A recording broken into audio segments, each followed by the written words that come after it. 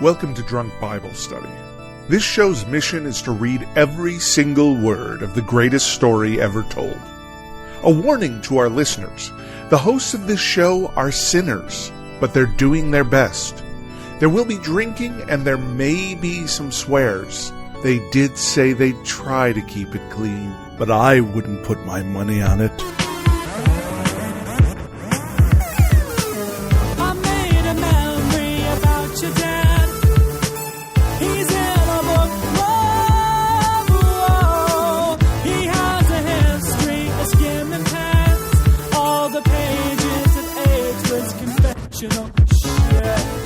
I'm Emily, and this is Drunk Bible Study, where our good friends, Dedeker and Jace, our collective good friends. Yeah. We're everybody's friends now. Exactly. True. Our good friends, all y'all's and mine, Dedeker and Jace, teach me, this one who's speaking, a born and raised atheist, all about the Bible. Wow, here we are, another new book.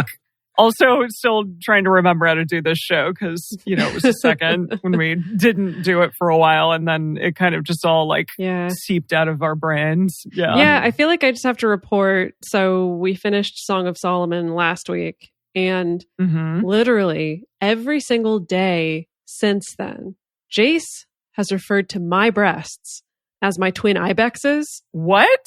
Now, this...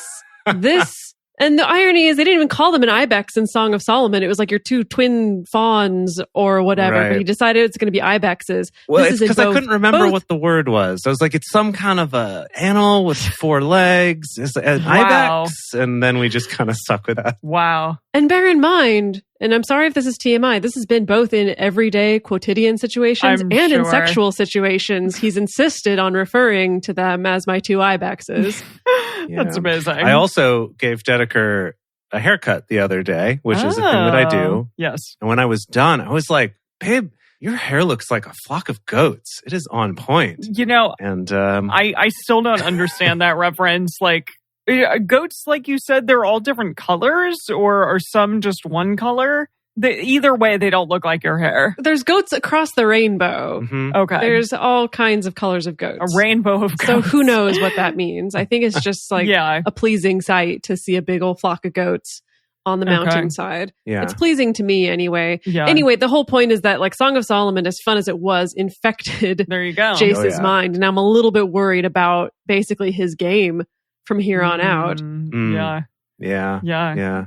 Oh, I kept being like, well, what do you have to say about me in return? And she's like, I don't know. I don't remember what she said about him. It's like, well, come on. Look it up, Dedeker. It was just what he's like. He's oily. And I like the one his who fruit. said it, Dedeker.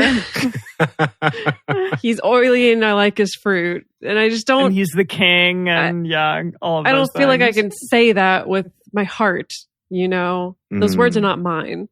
I see. Yeah. But then your hair being a flock of goats and twin ibexes, that does really speak to my heart. Well, those are the only compliments you're going to give me from here on out. I got to take it where I can get it. Yeah. You really didn't serve up a lot of compliments. It was like maybe 3 total, and he just reused them over and over again. Exactly. I mean, Solomon's game wasn't great either, but it clearly worked because he had like 10,000 concubines or whatever. Not 10,000, but quite a few. Yeah, it's like once you find the lines that work, that's why he just used them over and over again. Here's the real question, though. If you're a king or a prince, you don't really need to have any game because people are just like sending their concubines to you and princesses and all kinds of stuff left and right. And so he really could be that awkward kind of teenage, like, I don't know how to talk to girls sort of guy, because he doesn't really need to charm anybody. They're literally put in his lap and they're like, there you go. Falling Enjoy all over that. him. Yes. Yeah. No, that's fair. No, that is fair. It's true.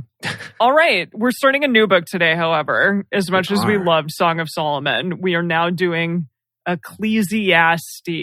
Yeah. Like, good luck trying to spell that. It's a tough one. Yes, it is. Do you want to know a little bit about the book that we're going to read today?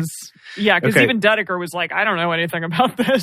I also didn't know anything about it. Wow. So lesser known book of the Bible. Yeah, I mean, I guess. I don't feel like it's that not well known amongst people who like quoting the Bible. I don't know. Anyway, so what I learned is that the name Ecclesiastes is based on the modern version of the Latin version of the Greek translation of the original Hebrew name that this book was named after, which is probably Kohelet. Okay. Koheleth. Hold on. Okay, so how many layers of Google Translate did they put it through? 3 or 4? So it was an original Hebrew word, Uh-huh. which was then translated into Greek, and then was transliterated into Latin, and then from there transliterated into English. Okay. And you said the original Hebrew word was coconut? Was what? Was Coconut shavings. Yeah. So, Kohelet. Kohelet. All right. Kohelet. Kohelet. There's a few different spellings of it. And that's a person's name? What does it mean? Yeah, so Kohelet is the person's name or maybe a title. It's a little bit unclear. Some people are like, yeah, this is actually Solomon. So everyone wants everything to be Solomon. But apparently historians are like, no, based on the language, there's references to like borrowed words from other cultures that would not have existed yet at this time. So we think the earliest this could be is like 450 BCE, which is well after Solomon's time. Okay. Huh. And maybe as late as 130 or something like that. So this could actually be quite a bit later. Quite late. Somewhere in that Wow. several hundred year range, as tends to happen with this. So it could also be a title. Uh-huh. Oh, okay. And title of someone. So it's derived from the word kahal, which is an assembly. So it could mean like a member of the assembly. Also, it's female active participle, or it is a female active participle of the verb kahal. So maybe it's a female member of the assembly. But I think generally the more accepted version is that it's just a teacher, because I guess the term also has shared roots with just a word for teacher. So maybe they were some kind of lecturer, you know. And what kind of assembly are we talking? Like your local city council, the PTA, which sort of assembly? Yeah, it's got to be the PTA, yeah. Something like religious. Probably. All right, okay. I don't know what kind of assembly. It's the HOA. I don't know. Yeah. Okay, that's good. Well, okay, I like the shred of the suggestion that maybe it could be female. So that means we can really widen our casting choices. Ooh, yeah. As well. That's true. I mean, we've already done some cross-gender casting, like that's totally fine. But I'm just always excited when there's like even the inkling that maybe in the original source material, there were more women. Yeah. Can you all just remind me, are we going straight up to like when Jesus is born? No. In terms of the timeline? No. Okay. No, because remember... not with this, but but with the Old Testament. So the last prophet that we read, which is Micah? No, the other. Malachi, played by your girlfriend. Malachi. Mila Jovovich. Oh, yes. Speaking of cross-gender casting. One of his girlfriends. Yeah, one of them. Yeah. Yes. And anyway, that one was supposedly the latest chronological book of all of the Old Testament / Hebrew Bible books that we're going to read. Okay. And that's still a few hundred years before Jesus' time. Okay. So there's kind of a gap that we're going to... We don't know what happened. You know that thing, it's like when they have a show or a movie that did really well, but they never made a sequel, and then they do make a sequel, but 20 years later. And so they have to kind of put in this time jump to explain why all the characters are much older and things have changed. It's a little bit like that, but they actually did it hundreds of years later, so they had to recast everybody. Got it. Cool. Okay, fun. I like that. You get it. So fun. Alrighty, what are you two drinking? Well, it's a hot one, so I just thought I'd go with a nice, refreshing ginger whiskey ginger, whatever they call it. A whiskey ginger. That's what they call it. Whiskey ginger, yeah. Yeah. Lovely. Yeah. So I'm going to name this drink the Seraphim. Okay. And so what this is it's going to be on our drink menu at the Archipelago Sandwich Pub. Exactly. Yes. This is bourbon and some Safina cognac and some bitters. And it is a real delightful, classy kind of you love those like a 20s kind of drink. Alcohol and alcohol type drinks. Yeah. It's like, just give me the alcohol. That's no additional mixers of any kind. Real sipping drinks. Yeah, I don't do those sort of watered down, sugary, drink a lot of it drinks. I usually just sip it. Yeah, come on. It's Bible study. Yeah. Oh, okay. We got to go hard here. Yeah. Lovely. I had a little bit of Saint Germain in the house, which, if all of y'all don't know, that's like an elderflower liqueur, I believe. It's really excellent. Yeah. So I made a Saint Germain lemon and vodka cocktail with tonic water on top. So yeah, and then I've got some lemon and mint in there. I've been on like a real spa water kick lately, but this is kind of that in a drink with the elderflower as well. It's really good. It's excellent. It's not sugary. There's no sugar in it except for, the alcohol. But yeah, no additional sugar, Jace. Okay. I love it. But it's that's probably great. not quite as strong as yours. Yes. No, I'd still probably be into it. It sounds delicious. It is delicious. It's very refreshing. Because it's nuts to me that you all are in a hotter place than I am right now. Yeah. Up in the Pacific Northwest. Yeah, that's weird. That doesn't happen. That doesn't happen normally. No, not at all. Yeah, stay safe up there, everyone, please. Yeah. Okay, Emily, you're going to start us off, so let's get on into this. Alrighty. As we get started, we want to remind everyone to read responsibly and drink responsibly. You can drink along with us, or you can listen while you're in the car. But please do not do both at the same time. And with that, it is time for Ecclesiastes 1.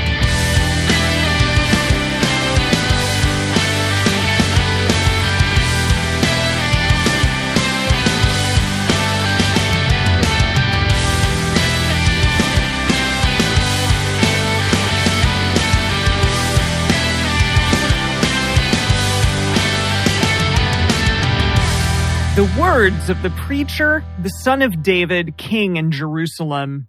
So that's probably why they think it's Solomon. That right there. Yeah, I guess so. So this is like, there's a narrator that starts it. And then apparently at the very end of the book, the narrator is going to come back. Okay. Oh, okay. So, So like a little bit of Morgan Freeman narration just sprinkled right in. Say, okay. Any kind of narration characters have to be played by Morgan Freeman. Yeah. Okay, well, I got to write that down, that Morgan Freeman is any kind of narrator. Any kind of narrator.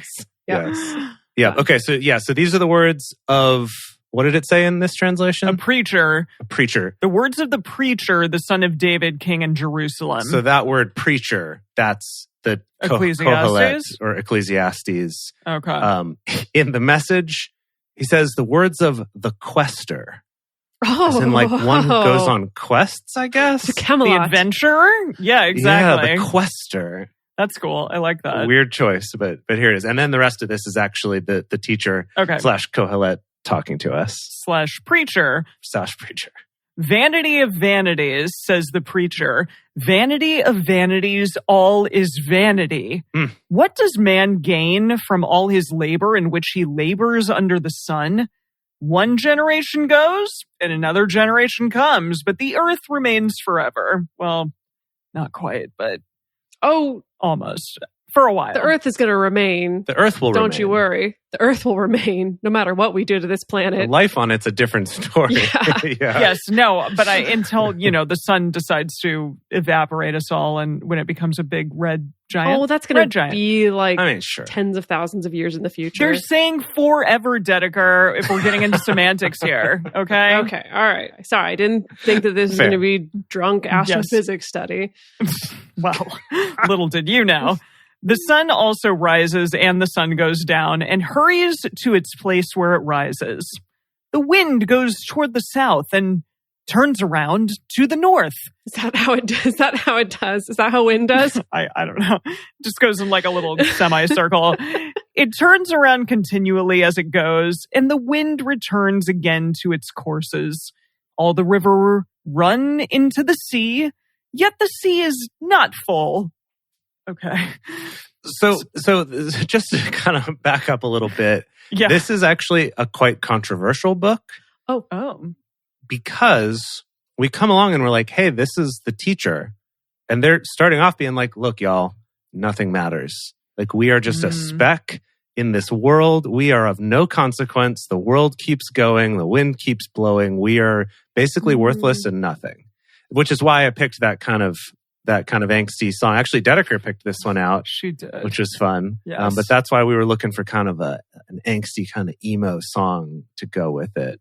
But it's this controversial one because some people are like, look, even the Bible is like, everything's meaningless, nihilism, yay. And then other people are like, no, but actually, but it's Jesus. Means whatever. See, I'm catching on now. You are catching on. It's very skillful. To the place where the rivers flow, there they flow again. All things are full of weariness beyond uttering. The eye is not satisfied with seeing, nor the ear filled with hearing. That which has been is that which shall be, and that which has been done is that which shall be done, and there is no new thing under the sun. This sounds familiar. That sounds familiar. Okay. Is that where we get that phrase from? Nothing new under the sun? Yeah. Oh. Is that? I don't know. Yeah, I wonder. Origin? We should. Can you write that down to look up in the bonus? Look that up. Yeah. Yeah, I'll do that. So that would be a good one to look into because check this out, everybody. We're doing 3 episodes of this book. So we're actually going to do real bonus episodes. Oh, cool. So we're going to learn something, not just like... yeah. Not just squeak by on a wax quiz. poetic about crap that we don't know about. Yeah. Right. Not just study for the quiz, as it were. Exactly. Oh, yeah. Actually try to Cram. digest some knowledge. Also, I feel like what you just read, Emily, was the lyrics to... like 20 different songs. That's what I'm saying. It sounds really familiar. And words from stories really all familiar. Rammed into one. So maybe this is a common borrowing place, right? Okay. It's like the wind blows even without you and nothing new under the sun. And, well, this is definitely so we do occasionally stumble onto something that's actually poetic in this book, right? There were parts of Job that were quite poetic. There's been parts of Psalms that have been quite poetic. There have been things that are really quite beautiful. And so when it's compared to like she lusted after her lovers whose genitals were like that of donkeys, or where you're just going off about how that's not poetic. You can't mix fibers, like no one wants to borrow from that. You find the good stuff. Yeah. It's got to be in there somewhere. Yeah, so this is it. So if you're looking to write a song or something and you want it to sound vaguely like everyone else's, come here. Ecclesiastes is the place for you. Is there a thing of which it may be said, behold, this is new? It has been long ago, in the ages which were before us. There is no memory of the former, neither shall there be any memory of the latter that are to come, among those that shall come after. I, the preacher, was king over Israel in Jerusalem. Is this is interesting that he's saying that he was king. Yeah, it feels like a pretty direct statement. Right. Is it a metaphor? But also, well, yeah, that's the thing. It's like... Did someone come in and edit that in afterward? Oh, but yeah. What? Like, and then he stopped being king? Like, the kings usually die and then are taken over by their sons. That's true. So that's weird to me. That is a good point. Yeah. Or is it like, I took all this ayahuasca and I was the king of Israel for that day? Oh, yeah. There you go. All right. Okay. I'm into that. That makes more sense. I applied my heart to seek and to search out wisdom concerning all that is done under the sky. It is a heavy burden that God has given to the sons of men to be afflicted with. I have seen all the works that are done under the sun. And behold, all is vanity and a chasing after wind. Chasing after wind. Gross. Chasing after wind. Yeah. Can I read you the bit of the message here? Sure. I think he's really leaning into the angstiness of this. He says, I looked most carefully into everything, searched out all that is done on this earth, and let me tell you, there's not much to write home about. I love that. That which is crooked can't be made straight, and that which is lacking can't be counted. I said to myself, behold, I have obtained for myself great wisdom above all who were before me in Jerusalem. Yes, my heart has had great experience of wisdom and knowledge. I applied my heart to know wisdom and to know madness and folly. I perceived that this also was a chasing after wind. Okay. He's saying like, you're chasing after something that isn't there, maybe? Or is a chasing after wind just kind of like an afterthought wind or something? It's like a nothingness. My brain is going to where Sam in the chat is asking if it's a fart. Like, that's what I think of. Oh. Yeah. It's the wind that kind of chases after you. I know you were like, right. Ew, but... Yeah. Yeah, a fart in the wind. There you go. Okay, yeah. He's like, so I looked at these things. They were just a fart in the wind. And I looked at these, and they were just a fart in the wind. Okay. All right. I like it. Oh, I love this line. That's kind of a different version of that Kansas song about being dust in the wind. Everything is farts in the wind. Okay, I like it. For in much wisdom is much grief, and he who increases knowledge increases sorrow. Whoa. I love that. That's profound. It's deep. So Whoa, true. Ecclesi, boy, man, creature. Girl, maybe. Yeah, Lady. yeah, maybe. All right, that's it for one. Oh, wow. Wow, short chapter. Oh, wow. Yeah, gosh. Okay, all right. I'm going to continue on to the second chapter here then. Great.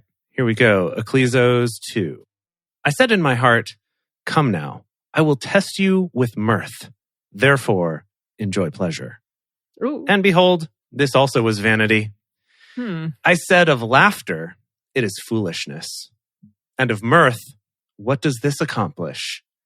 I searched in my heart how to cheer my flesh with wine, my heart yet guiding me with wisdom, and how to lay hold of folly, until I might see what it was good for the sons of men that they should do under heaven all the days of their lives. Just like, so what should we even do? What is the point? Everything's meaningless. Do you think this person's depressed or do you think they're enlightened? Maybe both. Deep. That's some deep poetry right there, too. I don't know. Thanks, I'm inspired now. Yeah. Okay. I made myself great works. I built myself houses. I planted myself vineyards. I made myself gardens and parks, and I planted trees in them of all kinds of fruit. I made myself pools of water to water from it the forest where trees were reared. It was a strange sentence. Rearing those trees. That is really weird. Wow. I bought men servants and maid servants and had servants born in my house. I also had great possessions of herds and flocks, above all who were before me in Jerusalem. I also gathered silver and gold for myself and the treasure of kings and of the provinces. I got myself men singers and women singers. Whoa. So I'm going to call myself now a woman singer. Yeah. Put that on your resume. Yeah, definitely. A whole SATB choir. Or like on your slate when you're doing an audition, just introduce yourself as, hi, I'm Emily Matlack, woman singer. There you go. Good. It'll be my slate. So I got myself men singers and woman singers and the delights of the sons of men, musical instruments, and that of all sorts. Oh. Sounds like something that would delight you, Jace. Yeah. It would, yeah. So I was great and increased more than all who were before me in Jerusalem. My wisdom also remained with me. Whatever my eyes desired, I didn't keep from them. I didn't withhold my heart from any joy, for my heart rejoiced because of all my labor. And this was my portion from all my labor. Then I looked out at all the works that my hands had worked, and at the labor that I had labored to do, and behold, all was vanity and a chasing after wind. There it is again. Oh, no. Yeah. Couldn't give him the moon. It's all farts in the wind. Couldn't give him the moon. And there was no profit under the sun. Are you singing, Jason Robert? Yes, I'm making a reference to Songs for a New World. Yes, exactly. Yeah. Great song. I realized I'll never have the moon. Also, it's chasing after a fart, and there was no profit It was just a fart. There you go. under the sun. There you go. I turned myself to consider wisdom, madness, and folly. For what can the king's successor do? Just that which has been done long ago. I think he's just kind of saying we've fallen into a rut, maybe, and we're just kind of, even if you're the king, you're just doing the same thing your fathers did, and so on and so on. Then I saw that wisdom excels folly as far as light excels darkness. Wisdom excels folly. Wisdom excels as far as light excels darkness. So, like, wisdom is better than fun, or? Well, folly is like stupidness. Okay. Does Eugene have any take on this? Yeah. Let's see. Eugene says, but I did see that it's better to be smart than stupid. Okay. Alrighty. That's an understandable judgment call. I at least learned that very important lesson. Yeah. I like how Eugene took this somewhat beautiful thing and just made it not at all that. Yeah. The wise man's eyes are in his head. I mean, hold on. Let's pause real quick. Yeah. They're in his hand for some reason. No, his head. His head, not his hand. Yeah, I know. I'm just saying, like, that's a weird thing to say. Like, isn't everybody's eyes in their head? Where else would they be? Yeah, exactly. Does he mean like looking backward into his own head? maybe like in your head. Metaphorically, gosh. I don't know. Like, yeah, maybe they're looking into his brain, into his soul. Is he talking about the third eye? Oh, the third eye. The third eye chakra, like it's in my forehead. Is that what he meant? Okay, we're getting really deep and dark here too. I love it. Okay, yeah. The wise man's eyes are in his head, and the fool walks in darkness. And yet, I perceived that one event happens to them all. Okay. Then, said I in my heart, as it happens to the fool, so will it happen even to me. And why was I then more wise? Then said I in my heart that this is also vanity. This is like, boy, he's some Buddhist koan He's really stuff. having a dark night of the soul. No, this is right now. He's having a time. I don't think it's dark though. He's really working through. I think it's kind of liberating. He's stripping away. He's just learning the nature of how things are. He's just really having a moment. I doubt that this story is going to end with him being like, and so I'm going to give up all my possessions and dissolve the monarchy. And, oh no! But we'll see. That's cool. Yeah. Okay, so I love this though. Okay, so he realizes like, just as happens to the fool, so will it happen to me. So why was I even more wise? And then I said in my heart that this also is vanity. For of the wise man, even as of the fool, there is no memory forever, seeing that in the days to come, all will have been long forgotten. Indeed, the wise man must die just like the fool. So okay, yeah, fair. So it doesn't matter. Wisdom doesn't even matter. Yeah. Can't take it with you. And now, yes, great Noel Coward play. Noel Coward? I don't know. Sure. No, I think I'm pulling that out of my ass. Sure, I don't think that's right. Keep going. As long as your eyes are not up there, just make sure they're in your head. So verse 17. So I hated life. Oh, okay, all right. Maybe on the depression side of things. So I hated life, because the work that is worked under the sun was grievous to me, for all is vanity and a chasing after wind. I hated all my labor, in which I labored under the sun, seeing that I must leave it to the man who comes after me. Who knows whether he will be a wise man or a fool? Yet he will have rule over all my labor in which I have labored, and in which I have shown myself wise under the sun. This also is vanity.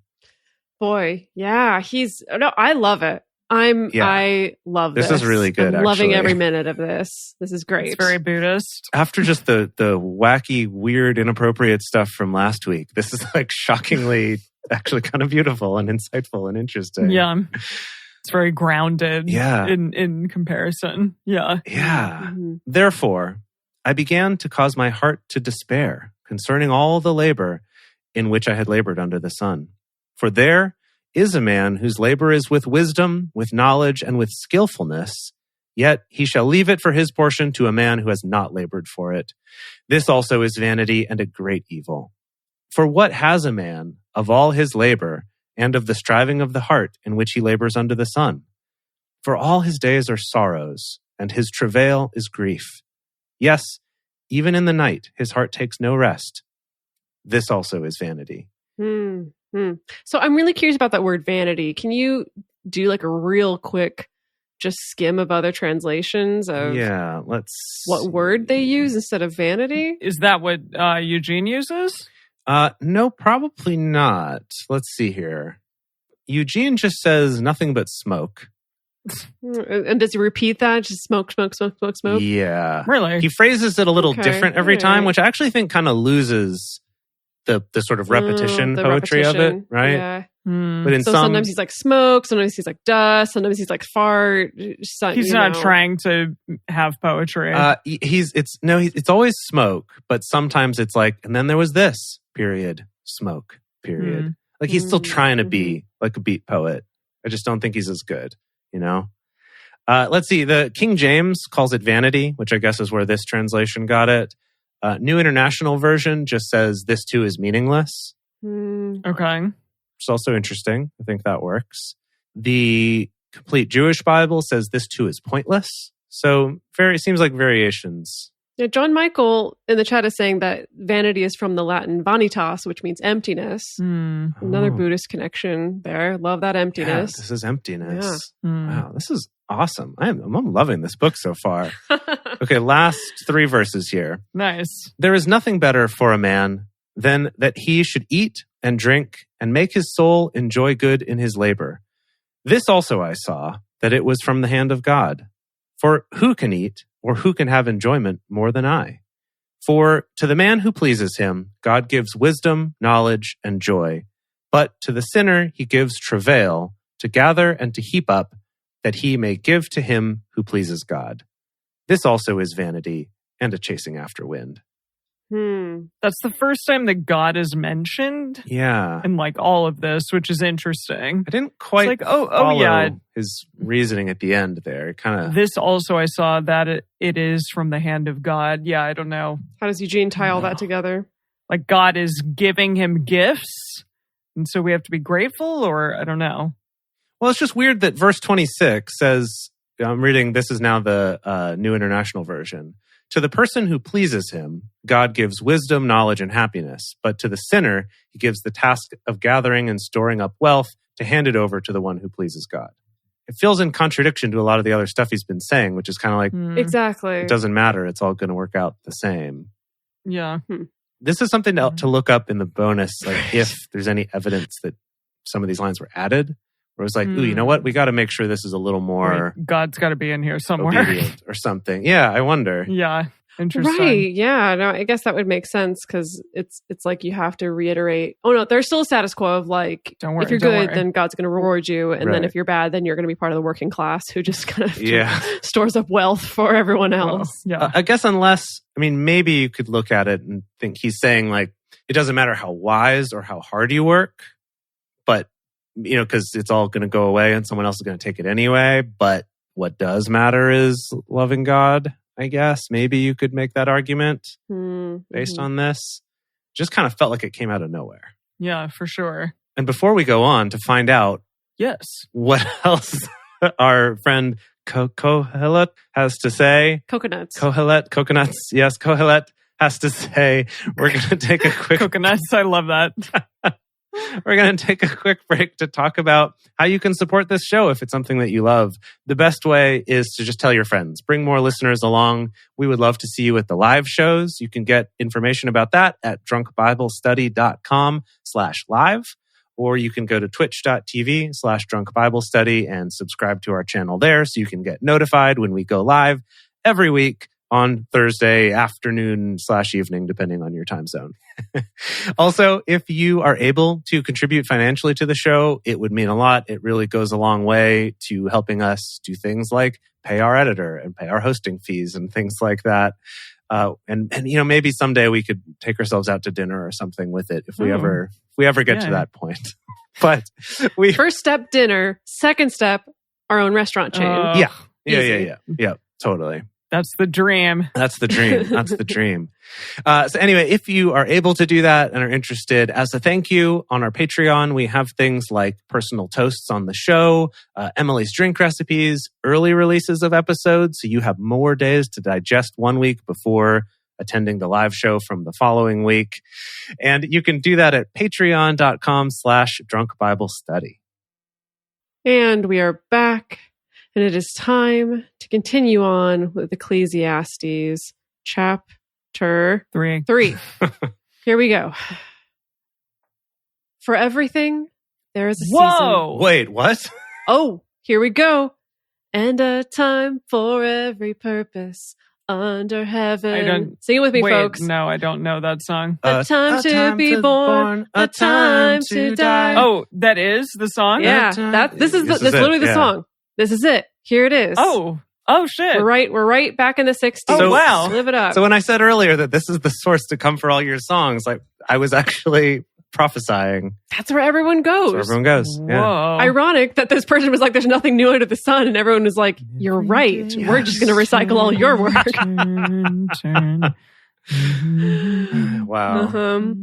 Maybe you'll have to look up that song and more about that song in the bonus. That's a good one. Well, and also see like how many freaking songs used this book for inspiration / completely tore the lyrics.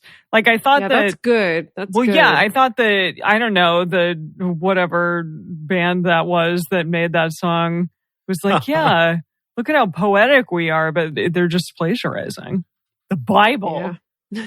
Okay, here we go. Doesn't that get an automatic strike from God? Yes, go. Here we go. So I'm going to start again. For everything there is a season, and a time for every purpose under heaven, a time to be born, and a time to die, a time to plant, and a time to pluck up that which is planted, a time to kill, and a time to heal, a time to break down, and a time to build up. It's really hard to not sing this, Yeah. I'll be honest. Seriously. I really want to. A time to weep, and a time to laugh, a time to mourn, and a time to dance, a time to cast away stones, and a time to... Wait, how does it go? To gather stones together. We all love that time. That's everyone's favorite time, the time where we're gathering stones together. A time to embrace and a time to refrain from embracing. Now that is some wisdom. Don't you embrace that right person there. right now. Just, there's a time for it, and there's a time to not. That's good. Okay. A time to seek and a time to lose. A time to keep and a time to cast away. A time to tear and a time to sow. A time to keep silence and a time to speak. A time to love and a time to hate. A time for war and a time for peace. What profit has he who works in that in which he labors? I have seen the burden which God has given to the sons of men to be afflicted with. He has made everything beautiful in its time. He has also set eternity in their hearts, yet so that man can't find out the work that God has done from the beginning even to the end. That's an interesting phrase. He set eternity in their hearts, yet so that man can't find out the work that God has done from the beginning even to the end. I know that there is nothing better for them than to rejoice and to do good as long as they live. Also, that every man should eat and drink and enjoy good in all his labor is the gift of God. I know that whatever God does, it shall be forever. Nothing can be added to it, nor anything taken from it, and God has done it, that men should fear before him. That which is has been long ago, and that which is to be has been long ago, and God seeks again that which is passed away. Moreover, I saw under the sun, in the place of justice, that wickedness was there, and in the place of righteousness, that wickedness was there. I said in my heart, God will judge the righteous and the wicked, for there is a time there for every purpose and for every work. A time to... We're at righteous and the wicked. I said in my heart, as for the sons of men, God tests them, so that they may see that they themselves are like animals. For that which happens to the sons of men happens to animals. Even one thing happens to them. As the one dies, so the other dies. And coming back to this again. They have, they have all one breath, and man has no advantage over the animals, for all is vanity. Well, that's nice. I feel like we draw from Christianity a lot of this like classic dominionism of like, you know, you're supposed to dominate nature and you're inherently more valuable and better than all of nature and all of the animals. And it's super vegan. I love it. It's like, you're no better than the animals. Yeah, it's a much more vegan ideal. It's true. Yeah. Yeah. We're basically chimps and bonobos. Yeah. All are from the dust, and all turn to dust again. Who knows the spirit of man, whether it goes upward, and the spirit of the animal, whether it goes downward to the earth? Therefore, I saw that there is nothing better than that a man should rejoice in his works, for that is his portion. For who can bring him to see what will be after him? Okay. Also, just my mind is continuously being blown by the fact that this book is in the Bible too. Yeah. Yeah. It is kind of surprising. He's like, look, we can't know what's going to happen. Like, are we going to go to heaven and animals don't? I don't know. So that's not the point. That's not what you should be focusing on. I'm just like, what? What's going on here? It's very different than at least the way most people would want us to view this book. So I'm loving this. Well, still, is it different even than people want us to view the Old Testament? Or is it just because it's not saying that there's like a heaven that, you know, that's different than how people... This feels, okay, I think as far as the messaging here goes, this feels to me almost similar to Job. And now I think that this and Job are different in content, but the same in like it goes to this place of ambiguity and asking questions and not giving really firm answers and a lot of inquiry that I think was the same in Job, that is ironically seems to go against what I think a lot of like fundy Christian interpretation of the Bible is, which is about it having all these very clear answers. Yeah. Yeah. Well, I mean, that's also something that's been a theme coming up through all of this, right? Where we had the Torah, which was pretty instruction manually, right? It's like, this is the things you don't touch and how you do touch and how you get clean again after you touched any kind of raven, that kind of stuff. Yeah. And then we had the prophets and then we had like the histories and the prophets. And, those books were, even the prophets are kind of histories in a way because they were generally speaking to the people of their time. But then we have these other like poetic books, and that's like Job, Proverbs, Psalms. I guess Song of Solomon, does that count? And what else? I would like to think that it counted. in the like Jewish breakdown of the books, within the Ketuvim, which is this section that we're in now for the rest of the Hebrew Bible, they have the poetic books, which is Psalms, Proverbs, and Job. And I feel like this should go in there, but it's not in that. And then they have the scrolls, the 5 scrolls, which is Song of Songs, Ruth, Lamentations, Ecclesiastes, and Esther. So we're in one of the scrolls. We haven't done Lamentations yet. When are we going to do that? No, not yet. We'll get to that. Okay. And then historical books is Daniel, Ezra, Nehemiah, and Chronicles. Yeah. We haven't done Daniel. Did we do Ezra? Nope, we haven't done Ezra or Nehemiah. Nehemiah. It's one book in the Hebrew Bible, and I think it's 2 books in the Christian Bible. Yeah. Okay. Huh. If I'm remembering correctly. I don't know. Okay. Wow. All right, it's you. Let's do our last one for today. 4. Then I returned and saw all the oppressions that are done under the sun, and behold, the tears of those who were oppressed, and they had no comforter. And on the side of the oppressors, there was power, but they had no comforter. It hurts everybody. Were just top sheet only. I was going to go to a place of how oppression hurts us all, even the people in power. But sure, they didn't have it, do they? Yeah. Yeah. Yeah.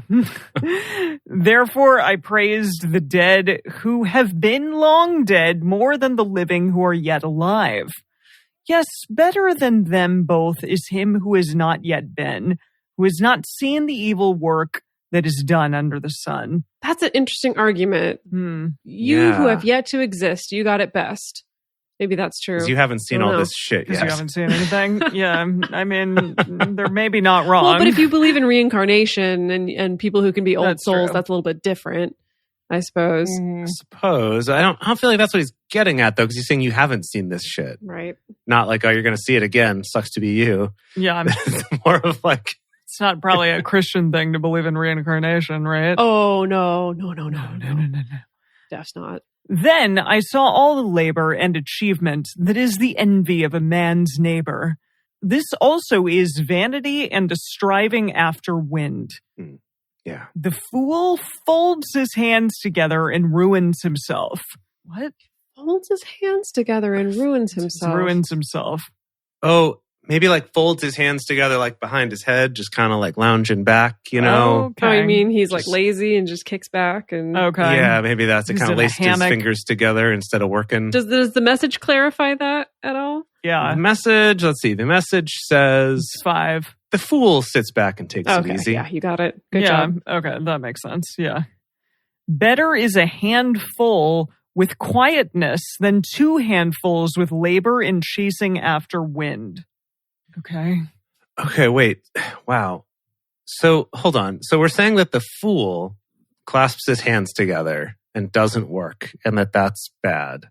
But then 1 handful of peaceful relaxation is better than 2 handfuls of working hard for no reason. I don't know. Yeah, I guess. That's what I took away from that, at least. Yeah, my head's spinning a little bit about what message I'm supposed to take away from that. Yeah. Yeah, Then I returned and saw vanity under the sun. Also, where is he returning from? Did I miss that? Maybe he's tripping. Well, I thought he said earlier that he traveled, because he went and saw all the works of the world and that they were all farts in the wind, right? Okay, all right. So maybe from his travels to see all the works. Okay. There is one who is alone, and he is neither son nor brother. There is no end to all of his labor. Neither are his eyes satisfied with wealth. For whom then do I labor and deprive my soul of enjoyment? This also is vanity, yes, it is a miserable business. 2 are better than 1, because they have a good reward for their labor. For if they fall, one will lift up his fellow, but woe to him who is alone when he falls and doesn't have another to lift him up. Okay, this is bringing back so many memories of being at Christian weddings. Oh, yeah? Because I think this verse gets whipped out a lot about how 2 people together, good, great, love that. Don't be alone. Because get if married, one falls, please. then the Good other God. will lift him up. Yeah. I see. Okay. That's interesting because in my head, I read this more as like trying to explain why socialism's good. Oh, that's good too. That was just where my mind went. That's good too. It's more comfortable to Okay. use it as a vehicle for like the state-sanctioned relationship, but Yeah. Well, it's just that right before this, he was talking about that person who was alone, didn't have a brother, you didn't have a dad, and was just like working all the time and was never satisfied with how much money he had. Yeah. That kind of like pointless just striving, which to me is like, oh, he's talking shit about capitalism. And now here he's like, you can lift each other up when you're down. And anyway. Jason is great. Like, are you going to write a whole sermon about using biblical basis for socialism? Oh. Maybe this can be my dissertation when we all go to divinity school. Ooh, that's good. Whoa. Again, if 2 lie together, then they have warmth. But how can one keep warm alone? They need that comforter. It's true. If a man prevails against one who is alone, 2 shall withstand him. And a 3-fold cord is not quickly broken. Oh, so then it falls apart with the whole wedding thing. But yeah. Or were they talking about triads? Yeah. Check this out. Here, even Eugene agrees. He says, verse 12, by yourself, you're unprotected. With a friend, you can face the worst. Can you round up a third? A 3-stranded rope isn't easily snapped.